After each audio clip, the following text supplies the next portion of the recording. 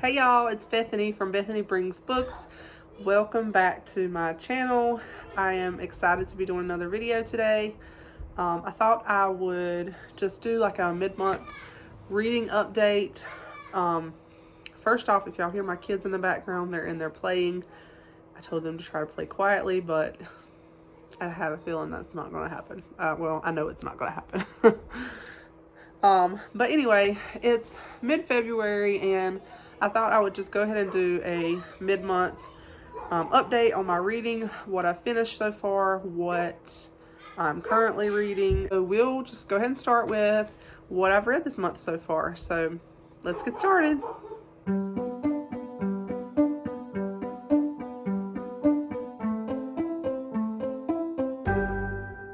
So I'm gonna go ahead and start with the first book that I finished, and that was Little Women by Louisa May Alcott. I know the last video that I filmed, I was actually almost finished with this, and I did finish it, and y'all, there's so many things I could say about this book.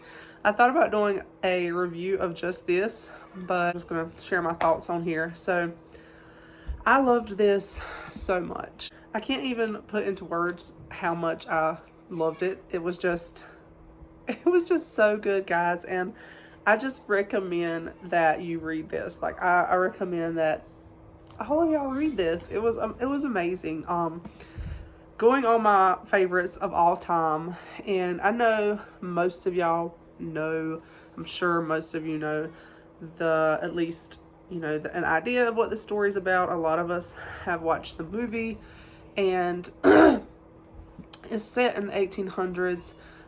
During the Civil War is when it begins, and we follow Marmee and her 4 daughters, and it's kind of a coming of age, slice of life book, I guess you would say. I'm not really sure what exactly it would be classified as, but we just see the girls as they are going through the daily adventures of life. Their father is gone off to war, and they're going through just the routines of life as they're growing older, and it's just so touching. And I would say the second half of the book I really enjoyed more than the first, and not necessarily because there was anything wrong with the first. I think it was more so the fact that the first half, a lot of the first half is covered in the classic movie that they made like in the 90s or whatever. And I kind of already knew a lot of it, so it was good, but at the same time I already knew what was coming next. Whereas the second half of the book, there's really a lot that I don't remember being covered in the movie. So I just enjoyed reading that, especially as they got older, and just seeing how they handled different situations in life. And I love there's so much scriptural wisdom in this, and then there's also so much wisdom from Marmee. I did not highlight stuff in here, but I want to reread it again and highlight it, because there was so much stuff that I really wanted to highlight, and so many good quotes. Like it's just I don't even know how to describe it, but there's so many good quotes, so much wisdom from Marmee, and from just even Louisa May Alcott inserting her voice into it. And it was so good, and really makes me excited to read more from Louisa May Alcott. I don't know, guys, I just loved it, and I highly recommend it. It's going on my favorite books of all time. It's going on my favorite of the year. Yeah, it was really good. I can't talk enough about it. I can't recommend it enough. I was so delighted with it, and now I'm going to try to start collecting different editions, y'all. But anyway, highly recommend this. The next book that I finished was actually an ebook on Kindle Unlimited, but I absolutely want to buy a copy. When I get some extra money, I'm buying a copy of this book and of the author's other book. This was actually a book by Ashley Deal. It was her second book. I believe it's her second book. And she writes phenomenally, y'all. Like her writing style, her writing voice feels like an author who is very seasoned. She is actually a young homeschool mom. She has 4 kids that she homeschools. I believe she's from South Carolina, I think. I've been looking at her page since I read this book. But this book, I will start out by saying, is not Christian fiction. Y'all know I mostly read a lot of Christian fiction or classic literature. But this was not Christian fiction, but it is considered clean fiction. And Ashley herself, I believe she is a believer. But I say it's not Christian fiction because it does have some content that some people might not be comfortable with. And I will get into that as I go a little bit further into this review. But anyway, the name of the book, I haven't even said the name of the book, y'all. The name of the book is The Blooms That Broke Us. And it is on Kindle Unlimited if you are interested in reading it. But it's one of the best books I've ever read. As far as I've read some really good books that I loved, and this ranks right up there with some of the best. Just the overall plot, the way the story came together, the storyline, I don't know, just everything about it fit together so well and ended so beautifully. It's a very hard story. Emotionally, I was near tears throughout the book. I was crying in the book, but it was also so healing. We follow Jack and Miranda, who were married for several years. Jack is a police officer, and him and Miranda dealt with miscarriages throughout their marriage while they were together. Because of that, because of just strain and different things on their marriage, they end up separating. And the book opens up when they're separated, but they've been separated for like 3 years, I think. Something happens that pushes her and him like back into each other's lives. And she is raising her son, but she's in another relationship, but the relationship is abusive, and she's trying to figure out a way to get out of it. And so something happens where Miranda and Jack end up they come back together, and I don't feel like this is a spoiler because it happens pretty soon in the book, and it may even be in the synopsis. But they end up coming back together and having to remarry. There's like a reason behind it all. But, so it's kind of marriage of convenience sort of idea. But it's amazing. There's so much depth to it, so much we see as they process their feelings, they process secrets that they kept from each other, they process all the hurt and the trauma, the miscommunication, just so many things that their marriage went through, struggles that they had in the marriage that they both brought to the marriage, areas that they could have done better in. And it's just, we see them as they're together, and they're not intending to stay together. They're intending to be together for a short amount of time because of a situation that happened. They're intending to be together for like several months and then go their separate ways. But through it all, they're figuring out, what happened in their marriage, what went wrong, what should they have done differently. It's just it's a beautiful story. Like, I don't know, it was just beautiful. It was beautiful to watch them go through very real situations, very real hurt, very real trauma, painful, real, true to life situations. They dealt with it in ways they shouldn't have, and we're seeing them figure that out and begin to try to figure out how to grow and how to heal. And there's this neighbor named Richard who comes on into the picture, and Richard is just the sweetest elderly gentleman. There's a whole gardening aspect that he brings to the story because he loves his gardens, and Miranda has always wanted to garden, and so he begins to teach her how, and through that he teaches her so many lessons about life and forgiveness and marriage, and it's just beautiful.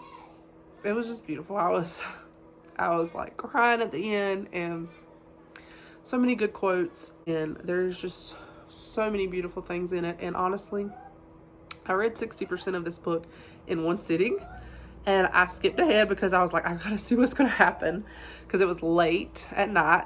And then I kind of, I saw what was gonna happen, and then I was like, okay, I still wanted to finish it, but I slowly read the rest. And honestly, I can say that it was perfect that it happened like that, because by the time I got to the end, just some of the key forgiveness themes that were coming into play really were perfect for my heart at that time. I needed it so much. At the end, there was just a quote that Richard told Miranda about forgiveness, and it was so beautiful. He said, she was asking, how does she know? I believe it's like, how do I know when I've truly forgiven Jack? And he said something along the lines of like, I reckon when you start worrying more about how you're loving him, like if you're loving him correctly instead of whether he's loving you correctly. And that just hit my heart, like, because there were some things that I had been dealing with, just some issues that I had been dealing with where I really needed to forgive and let go, and I just needed it. It came at the exact moment that I needed it. So anyway, I think I'm gonna have to fix the curtain, but hold on. Anyway, guys, this video is becoming way too long for such a short wrap up, but so anyway, that's that. What I do want to say though is, as far as the content, it does have some language in it, like I guess what would be considered mild language throughout, sprinkled throughout. And also the physical scenes between the couple are a little bit heavier than what you typically find in like Christian fiction. They were a little heavier. It's closed door. There's no on-page scenes or anything like that, but the physical interactions between them at times is a little bit heavier, but it is between the couple, the married couple. So just a warning about that. But it's very healing. The book itself for me was very healing, but overall it was such a beautiful story. And I finished one more book. This is going to be short. I Survived the Shark Attacks of 1916. This was one of the kids my books picked for me to read. 24 books in 2024. So yeah, that's one of the ones I read. I actually read this to my son. I read like half of it one day, and then read the other half. I finished the other half last night, and honestly I had actually already read this before. I don't know why I had forgotten. I thought I had read just the graphic novel, but I had read this one too, so it was a reread, but that's okay. These are just really fun books for middle grade readers, and I love sharks. This story is one that has particularly fascinated me ever since I first heard about it. In 1916, there were several shark attacks. Like 4 people died in shark attacks over a period of several weeks, I believe, in the summer of 1916. And several people in a creek actually were attacked by a shark and died. That idea just fascinated me, like, what? Anyway, this book, my son enjoyed me reading it to him, so there's that one. So that is everything that I finished reading. I do want to share what I'm currently reading with y'all. This is another one that I'm reading with my kids, Little House in the Big Woods, and we are actually finally almost finished with this. We've been reading it a little while now. We typically read about 1 chapter a night. We don't do it every single night. Some nights we might be out late and don't really have time to read, or some nights I might just be super tired. But most nights we're trying to read it, and we actually only have that much left. Yes, I did dog ear the book, y'all. Isn't that bad? Sometimes I do if I don't have a bookmark handy. But my kids are loving this. They ask me to read it at nighttime to them, which I think for me is just such a, I feel like, oh, that's such a win, like an accomplishment. My kids are asking me to read to them, like, read this. But this is Little House in the Big Woods, obviously, and I am reading through this series. I read Little House on the Prairie last year. I know that this is the first one, but last year I really couldn't bring myself to read this one because when my husband passed away, we were reading this together, and actually the night before he died, we read a chapter in it together. I would read a chapter to him. We would like sit down together and I'd read a chapter. He had never read these. I read them as a kid, and so we were reading them together, and we were even kind of watching. We had watched a couple of the Little House episodes. So I couldn't start with this one last year. It just was too fresh and too painful. But I decided to start this year, and honestly, I'm not even reading from the same edition that me and Clay were reading from. I have the first book in this series from an older edition, and I was like, I can't read from that edition. That was the one that we were reading from. But anyway, we're reading this, and the kids are loving it, and my heart is delighted that they love it, because I loved Little House on the Prairie growing up, and I'm just thinking, okay, I hope this is gonna instill a love for reading in their little hearts. So, also in the series, I'm reading Farmer Boy. This was another book that my kids chose for me to read in 2024, and I am on I'm on this chapter. I'm on page 95. I'm not sure what chapter it is.